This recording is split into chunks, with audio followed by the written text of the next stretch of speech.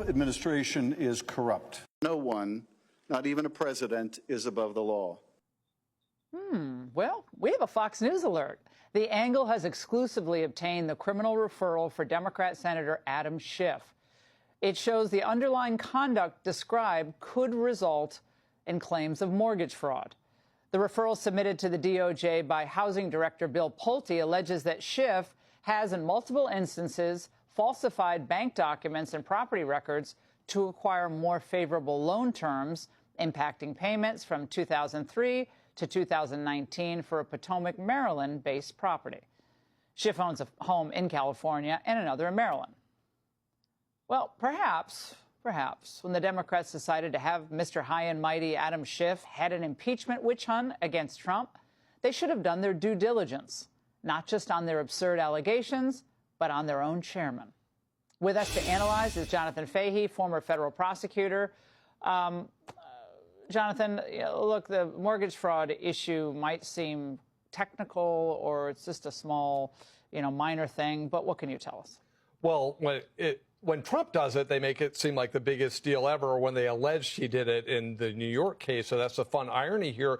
But basically, it's lying on a mortgage application to get more favorable loan terms. And when you say it's your primary residence, you get a more favorable loan term than if it's a rental residence or something else. And what's really interesting about this, Adam, this was not just coming from President Trump.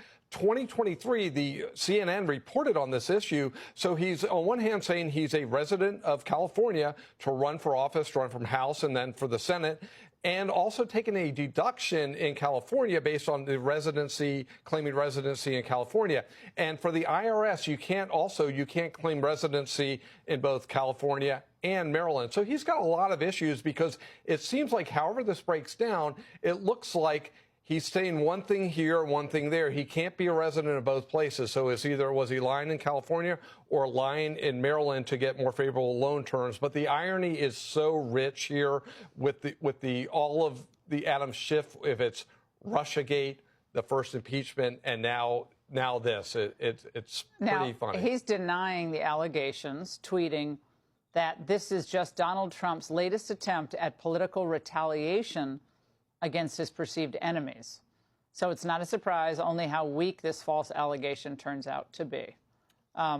Again, kind of ironic, is it not, that he's claiming political retribution after what he did all these years? These are forms, right? These are forms, and it's ironic because also, again, CNN in 2023, when President Trump was not the president, was reporting on this issue. So President Trump just didn't pull this out. So this idea that, oh, this is President Trump engineering this, that's not true. And also when he goes on talking about the Epstein files and other things, it makes you really curious because if there's an innocent explanation, why not lead with that, right? Well, nobody is above the law. Yeah. How many times did he say that? Yeah, nobody's above the law. And if President Trump was fishing without a license, he would have been brought into a grand jury and every Democrat would have been talking about the sanctity of licensing and things like that. So you had Tish James in New York with this similar Same exact thing. And now Adam Schiff. And again, these are allegations. They would have to be proven. There would have to be a federal indictment that issues. But how serious is this criminal referral by the federal housing director, Bill Pulte?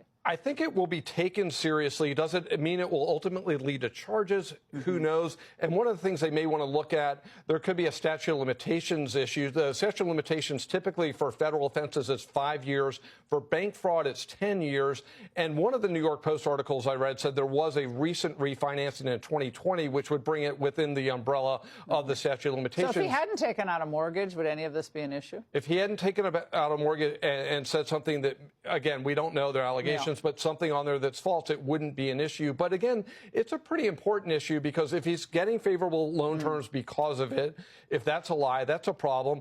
Or if he's lying to the residents of California saying, I'm a resident of California. Oh, that's another issue. Yeah. Elect me senator. That's a problem, too. Got it. Well, we will see how this all turns out. Jonathan, as always, thank you very much. Hey, Sean Hannity here. Hey, click here to subscribe to Fox News YouTube page and catch our hottest interviews and most compelling analysis. You will not get it anywhere else.